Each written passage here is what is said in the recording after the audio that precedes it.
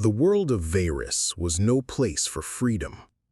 Its cities were towers of glass and steel, glittering with wealth on the surface, but rotten with cruelty beneath. Here, the strong ruled and the weak were bartered like coin. Among the weak were the Illyrians, a race with luminous eyes and fragile bodies, often taken as slaves by empires that saw them as little more than ornaments or tools. Kayla was one of them. She had been born into chains. From childhood, she was passed from one master to another, each more ruthless than the last. Her earliest memories were not of laughter or warmth, but of commands shouted in cold voices, of punishments that came swiftly when she faltered. She had learned to lower her eyes, to keep her voice soft, to move like a shadow. Obedience meant survival. Disobedience meant pain. For Kayla, life was not lived, it was endured. Then came the auction. That day was no different from others she had known. A crowded hall, a platform where the enslaved were displayed, buyers raising their hands with greed in their eyes. Kayla stood there, her wrists bound, her heart steady. She did not hope. Hope was dangerous. Hope had betrayed her too many times before. She expected another cruel face, another master who would see her as nothing more than property. But then she saw him, a human. Humans were rare in this part of the galaxy, small in number, often underestimated by the larger races. They had no great empires, no vast fleets. To see one at an auction was unusual. To see one raising his hand for an Illyrian slave was unthinkable. His name was Daniel. He didn't look like the others who had come to buy. His clothes were plain, his expression calm, his eyes thoughtful. He did not leer or laugh as the bidding began. He simply watched Kayla with a gaze that unsettled her, because it wasn't hunger she saw in his eyes. It wasn't cruelty. It was something she did not recognize at all. When the bidding ended, Kayla was handed over to him. She braced herself for the familiar cycle: commands, punishments, silence. But yet the first words he spoke to her were not orders. They were soft, almost hesitant. "You don't have to bow." Kayla froze, unsure if she had misheard. Her mind screamed that it was a trick. Every master had tricks, and kindness was the cruelest one. She kept her head low, waiting for the blow that usually followed hesitation. But it never came. Daniel walked beside her, not ahead. He carried her chains as if they were a burden, not a prize. When they reached his small dwelling on the outskirts of the city, he did not lock her in a cell. He gave her a seat at his table, placed food in front of her, and spoke as if she were an equal. Kayla could not eat. Suspicion gnawed her stomach. She had been taught that kindness was only the prelude to cruelty. Perhaps he enjoyed watching her squirm, waiting for her to falter so he could punish her later. But Daniel did not laugh. He simply said, "Eat. You're safe here." Safe. The word meant nothing to her. Safety was a dream told to children, a lie whispered before the lash. And yet, as Kayla sat there in silence, staring at the plate before her, a strange unease filled her chest. She did not understand this human. She did not understand why he had bought her. All she knew was that his mercy felt more dangerous than any chain. That night, as Kayla lay awake on a bed far softer than the cold floors she had known, her mind wrestled with questions she could not answer. Who was this man? What did he want from her? Why did his eyes hold no cruelty when every other gaze she had known had been filled with it? For the first time in her life, Kayla did not fear the pain of tomorrow. She feared something else entirely: the possibility that hope might return. Morning came slowly on Varys. Thin light bled through the narrow windows of Daniel's dwelling, cutting pale lines across the walls. Kyla woke before the humans stirred. Old habits would not die easily. Slaves rose early, worked early, obeyed early. Lying still felt dangerous. She sat upright, listening to the quiet hum of the city outside, expecting commands to come at any moment. Yet Daniel did not call for her. He was in the next room, speaking softly to himself as he prepared something. The smell of warm bread and herbs drifted through the air. When he finally stepped into the room, Kyla lowered her eyes out of instinct, waiting for the usual bark of orders. Instead, he placed a simple plate of food before her. "Eat," he said gently. Kyla's hands remained frozen on her lap. She had learned that gifts were traps. A meal from a master often came with a price. Work doubled, punishment delayed, or the cruel amusement of watching a starving slave hesitate. Daniel watched her silently for a moment before adding, "I won't hurt you. Not now, not ever." Those words unsettled her more than any threat could have. She lifted her eyes just enough to study him. Humans were not like her people. His frame was broader, his skin weathered, his hair a mess of dark strands, yet his gaze was steady, his movements unhurried. He had no weapon in hand, no cruel smile on his lips. "What do you want of me?" Kyla finally whispered. Daniel tilted his head, almost confused. "Nothing." Her heart lurched. Nothing? No master wanted nothing. Everyone wanted something. Obedience, labor, silence, or worse. She gripped the edge of the bed, torn between disbelief and fear. "You bought me," she said bitterly. "No one buys without reason." Daniel sat across from her, his expression calm. "I didn't buy you to own you. I couldn't just leave you there." His voice softened. "No one should live like that." Kyla's breath caught. Pity. That was what it was. She hated pity. It was a poison disguised as kindness. "You speak as if I am not what I am. A slave. Property. That is all I will ever be." Daniel shook his head. "Not anymore." From his pocket, he brought out a small tool, slender, metallic, humming faintly with power. Her chest tightened. She knew that device. It was used to adjust the obedience implants that slavers forced into the skulls of her people, devices that shocked their nerves if they disobeyed. Her body stiffened. Was this it? Was he going to reprogram me, make me bend even deeper? Instead, Daniel knelt in front of her, his eyes locked with hers, steady, unyielding. "I won't control you," he said. "I'll remove it. Right now." Kyla's blood ran cold. Remove it? It was impossible. The implant was the chain that defined her entire existence. To live without it, was that even life? Or was that a death worse than slavery? She shook her head violently. "No, you're lying." But Daniel's hand did not waver. His voice remained calm, almost stubborn. "I'm not lying. You can walk that door today and never see me again, if that's what you want. Freedom should be your choice, not mine." Her throat closed around a storm of emotions she could not name. Fear, suspicion, anger, and something else, something sharper and more dangerous than any whip. Choice. The word stabbed at her. Slaves did not choose. They obeyed. They survived. To choose was to risk everything. Daniel raised the tool slowly, giving her every chance to pull away. But she didn't. Her body trembled as the device hummed to life. A searing jolt of pain coursed through her skull, brief but blinding. She gasped, clutching her temples. And then, silence.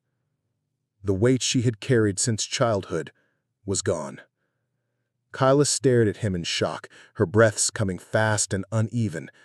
She felt naked, exposed, and terrifyingly light.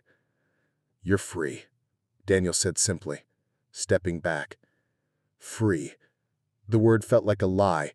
It scraped against everything she had ever known. She hated it. She feared it. But somewhere deep inside, a tiny spark flickered. Not hope. Not yet. but the memory of what hope once felt like. Kyla turned away, pressing her hands against her chest as if to crush the dangerous warmth rising within her.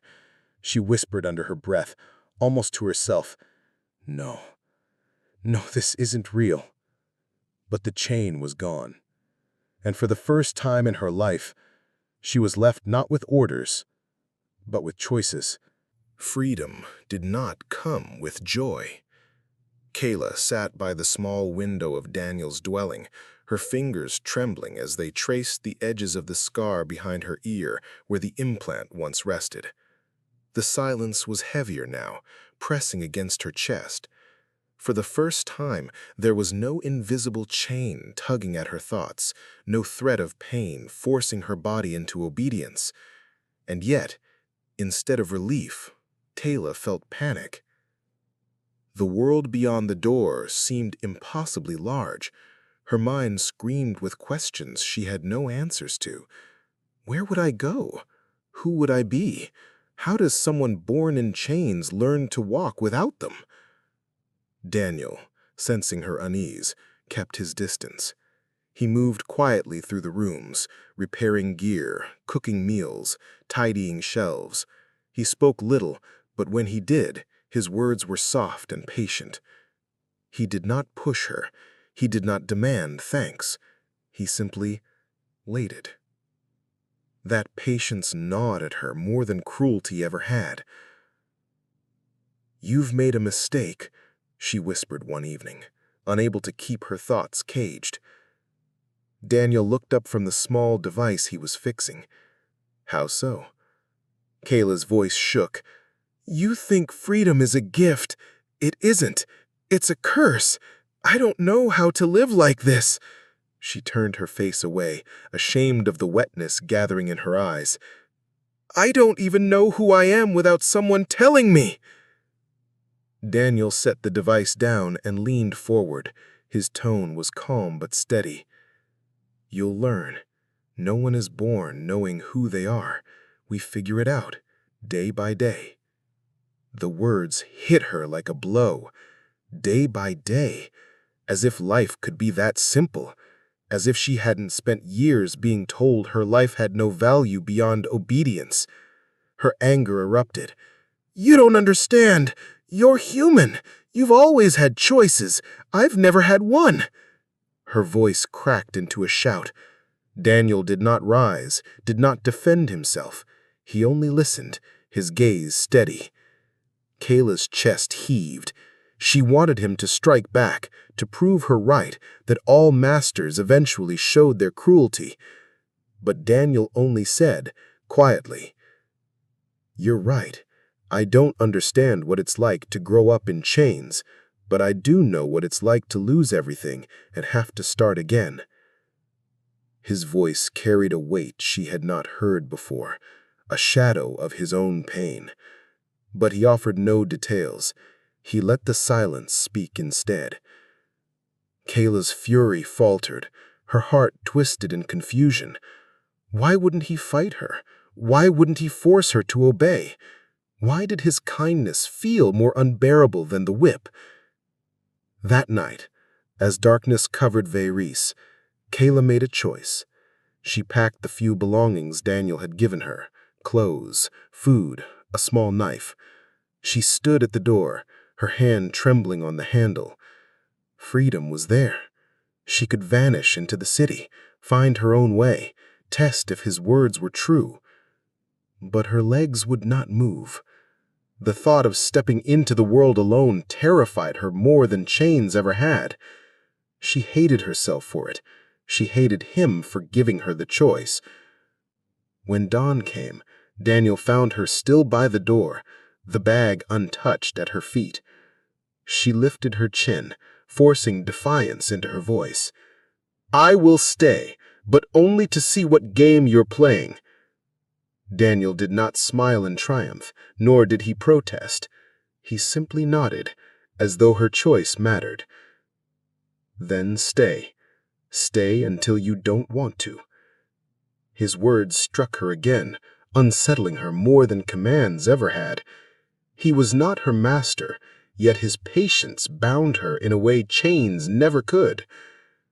As Daniel went about his day, Kayla sat in silence, her heart fractured between suspicion and a strange, dangerous pull toward him. She had been freed from chains of iron. Now she faced the chains of her own fear.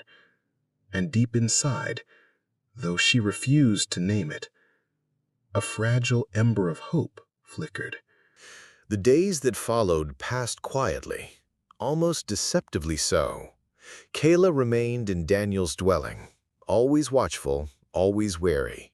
Though her heart still trembled with mistrust, she could not deny the strange comfort of safety. Meals shared without punishment, evenings spent in silence, not fear. But peace is fragile on Vacaris. One evening, as the city's twin moons rose above the horizon, a sharp knock thundered at the door. Kayla stiffened instantly, her instincts screaming. No visitor meant anything good. Daniel's expression hardened as he motioned for her to stay back. When he opened the door, two figures stood outside.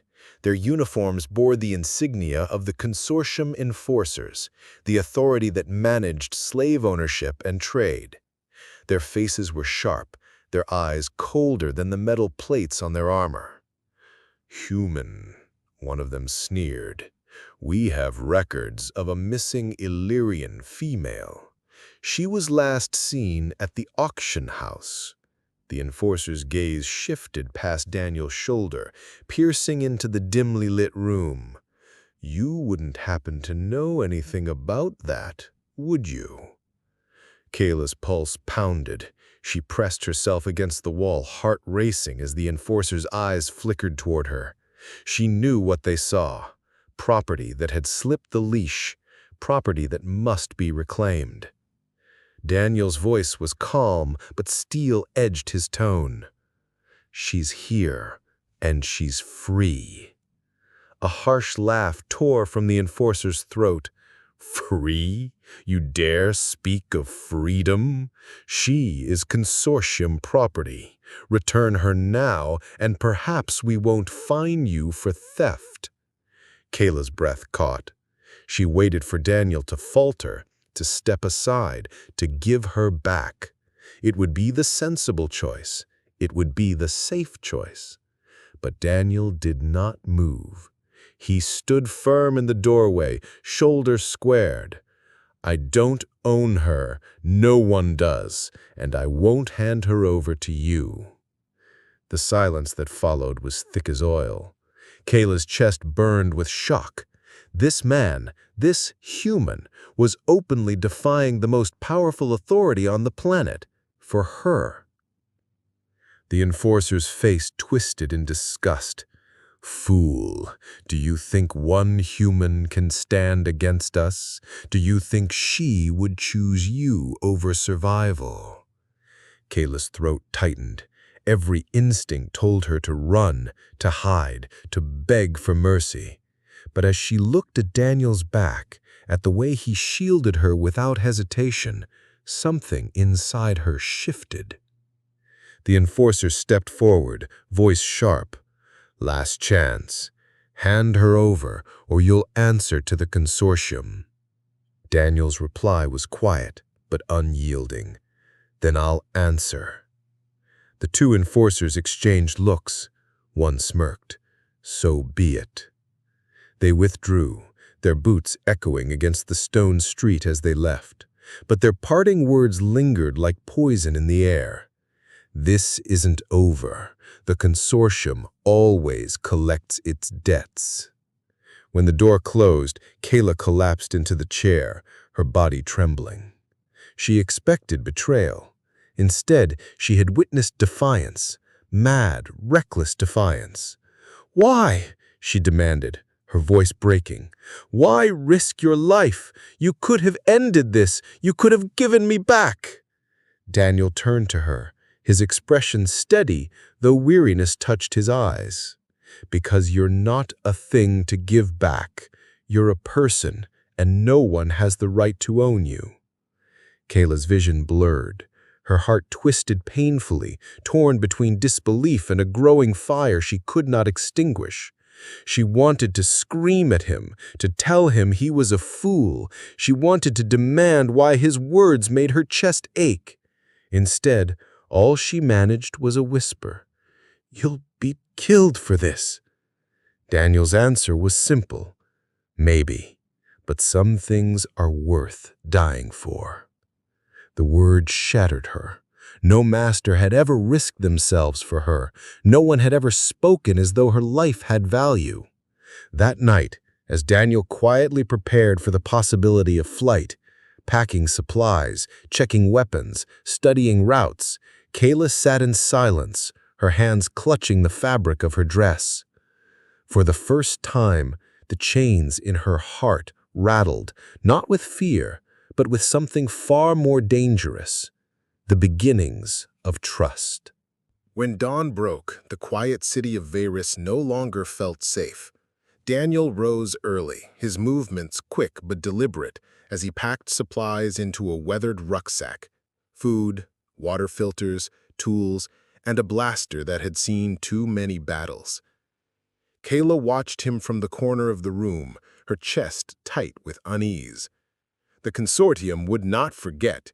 Enforcers always returned, and when they did, they came with chains and fire.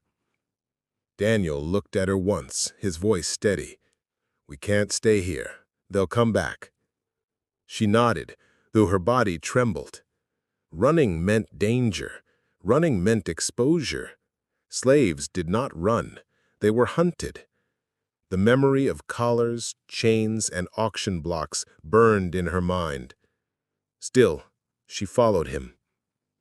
They slipped out of the city through forgotten tunnels, the kind smugglers used when avoiding patrols. The stale air pressed against Kayla's lungs as shadows swallowed them whole. When they finally emerged into the barren wilderness beyond the walls, the world opened up in a way she had never seen before. The land stretched endlessly, jagged mountains clawing at the sky, broken plains of red stone, and rivers of ash where nothing lived. Freedom, she realized, was not just terrifying, it was merciless. Their journey was harsh. Days under the burning suns left Kayla's skin raw and dry. Nights in the freezing dark gnawed at her bones. They rationed water, sipped broth from roots Daniel dug from the earth, and sheltered beneath jagged cliffs to avoid the eyes of hunters.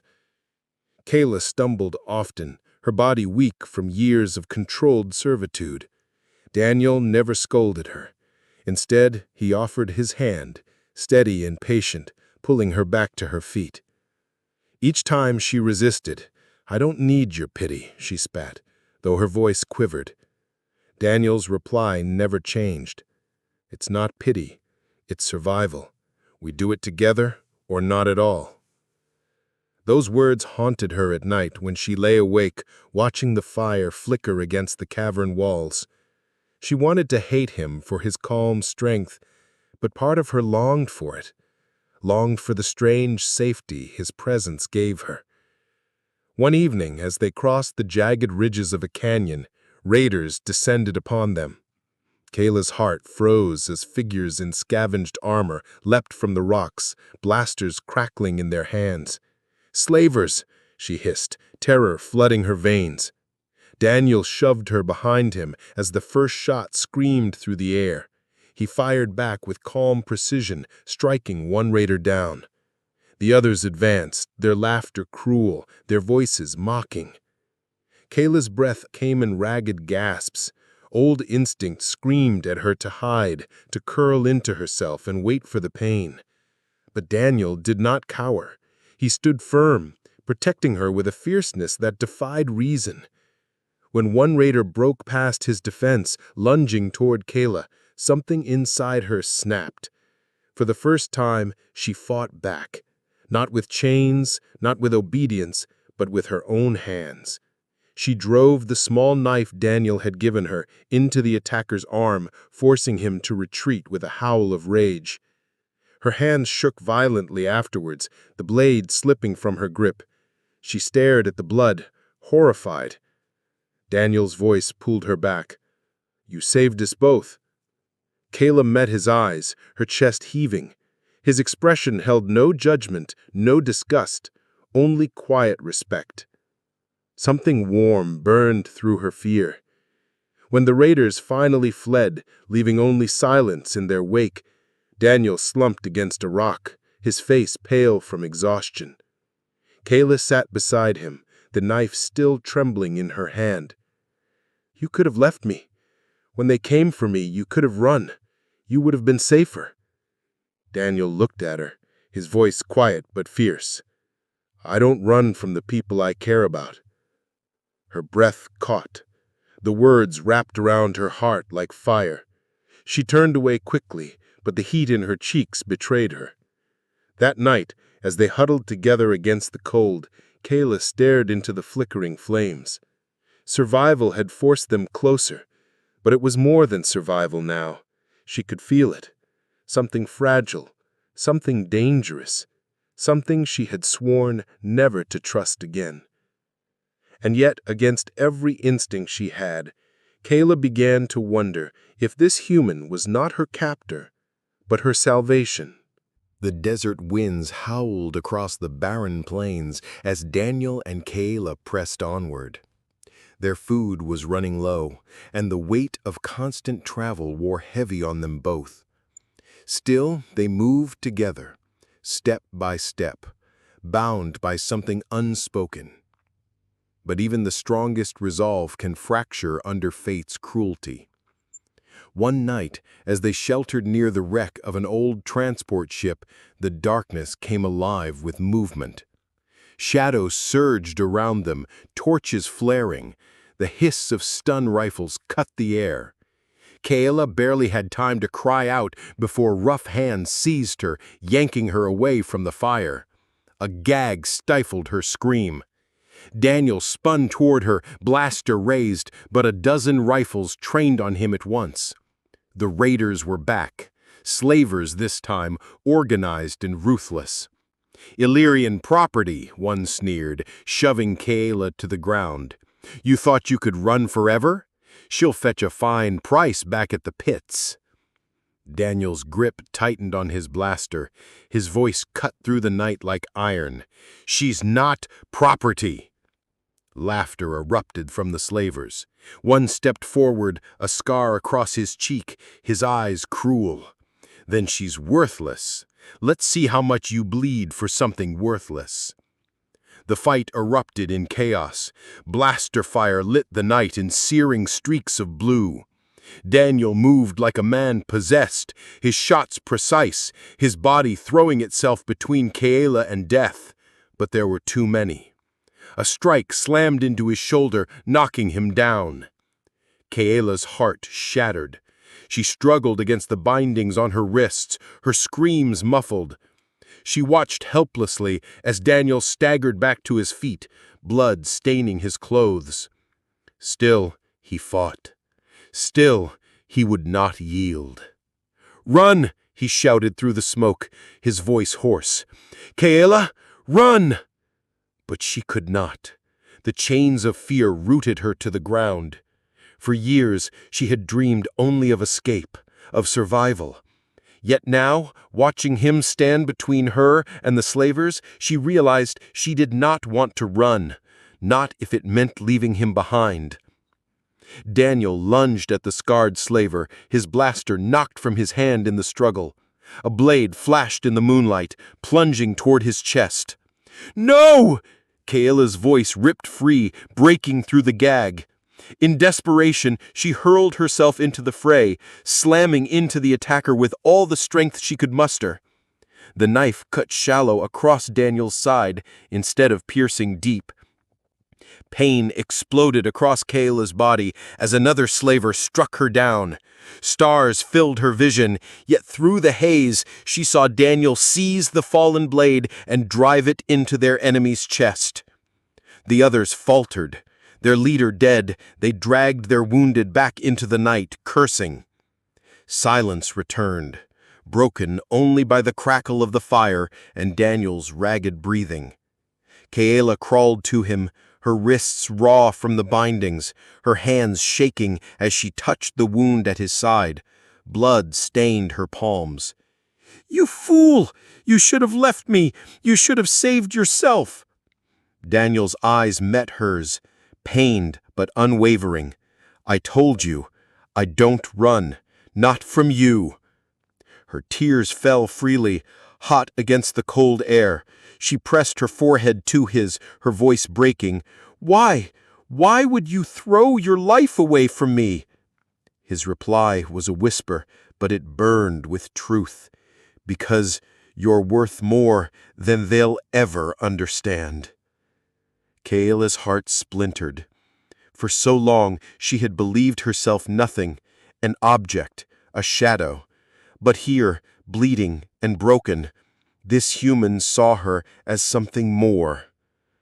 That night, as Daniel drifted into unconsciousness, Kayla stayed at his side, clutching his hand as if to anchor him to life. Fear still gnawed at her, but beneath it lay something far stronger. It was not gratitude. It was not pity. It was love. Raw, terrifying, undeniable. The fire burned low, its glow casting long shadows across the ruins of the abandoned city where they had taken refuge. The air was heavy with dust and silence, broken only by Daniel's labored breathing. Kayla sat at his side, her hands trembling as she pressed cloth to his wound. The cut along his ribs was deep, but not fatal, if he rested, if he healed. Still, the sight of him lying weak and pale filled her chest with a fear unlike any she had known. All her life, she had feared pain, punishment, chains. Now she feared losing him. When Daniel stirred, his eyes half-lidded, his voice was weak but steady. "You should go, Kayla." Her head snapped up, panic flashing in her gaze. "Go? Leave you? Never!" "You deserve a future, Kayla. One that isn't tied to my mistakes, my battles. If you stay, you'll only carry my burdens." Kayla's throat tightened. She remembered the girl she had been weeks ago, bound in chains, too afraid to dream of choice. That girl would have run. That girl would have taken freedom and fled. But she was not that girl anymore. Leaning closer, her voice broke with conviction. "I don't want freedom if it means walking away from you. For the first time in my life, I choose, and I choose you." Daniel's eyes opened, wide with disbelief. His lips parted as though to argue, but the words faltered. He searched her face, and what he found there silenced him.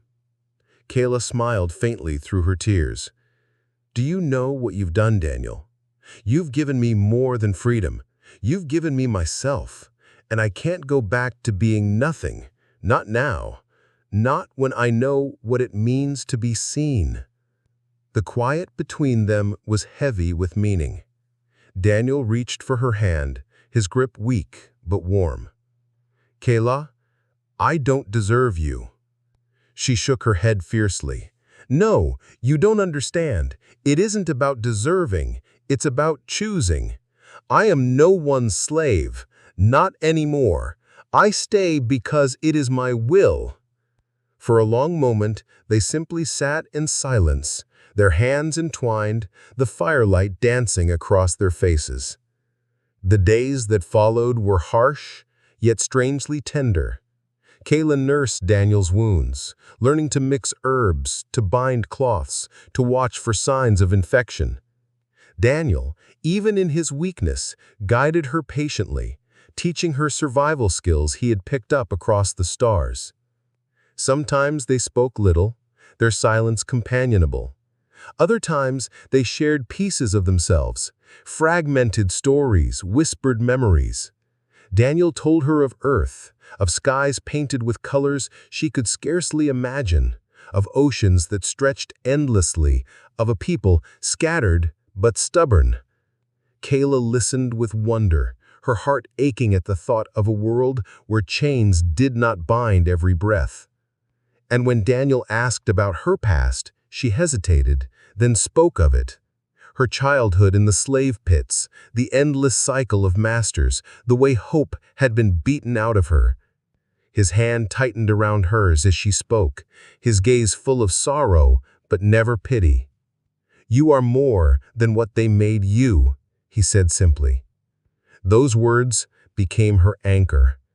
One evening, as the sun dipped behind the ruins and painted the sky in shades of gold and crimson, Kayla sat beside Daniel on the crumbling wall of an old temple.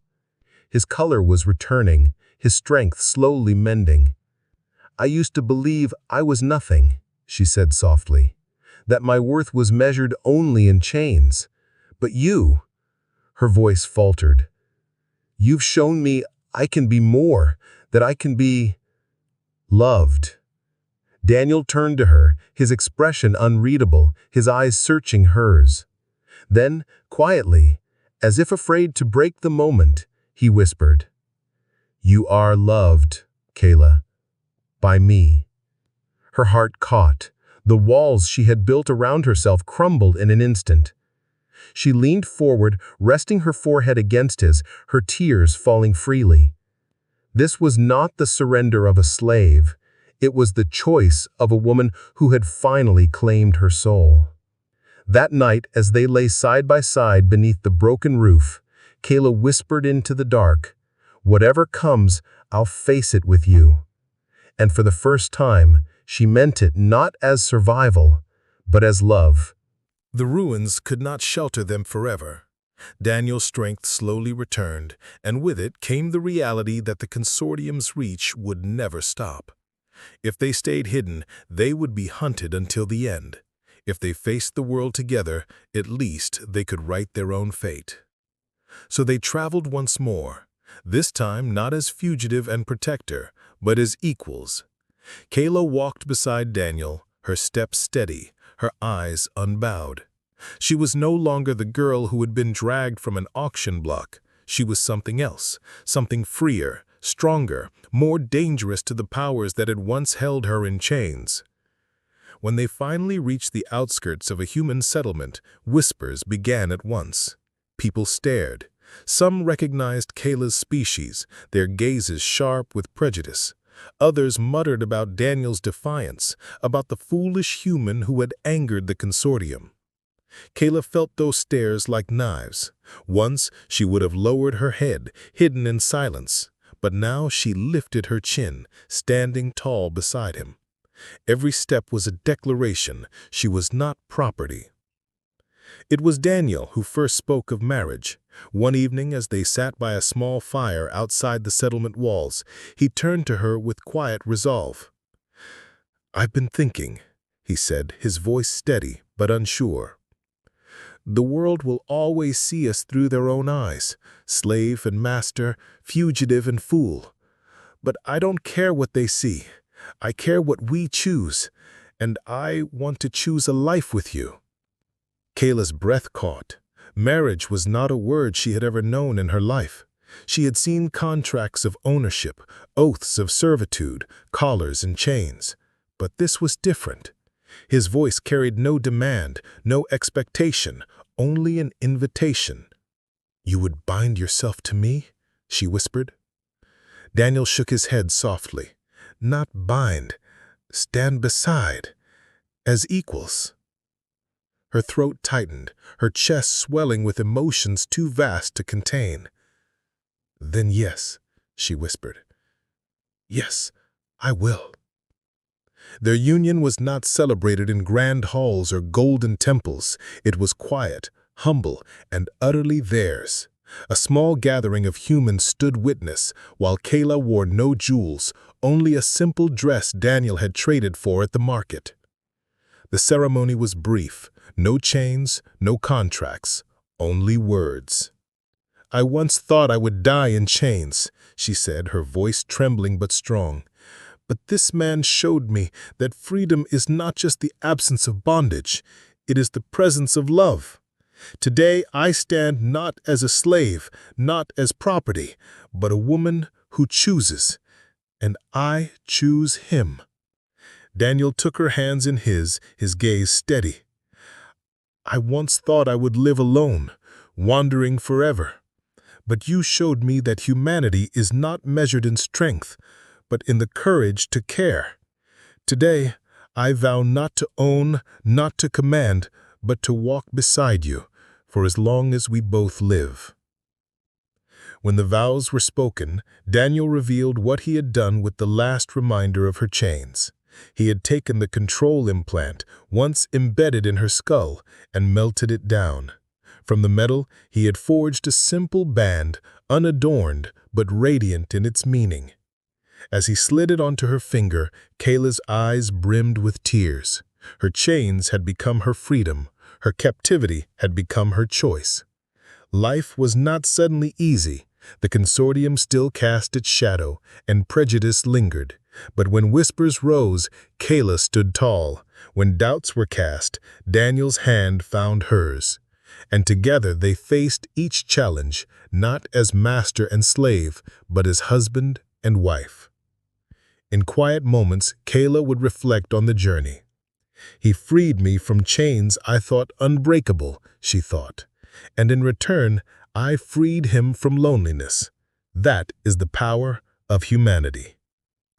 Under alien skies, across harsh worlds, among people who doubted and judged, they lived, not in fear, not in chains, but in the fragile, powerful light of love. And so the story of the human and the slave ended not in sorrow, but in choice. She was never a possession. She was his partner, his equal, his wife.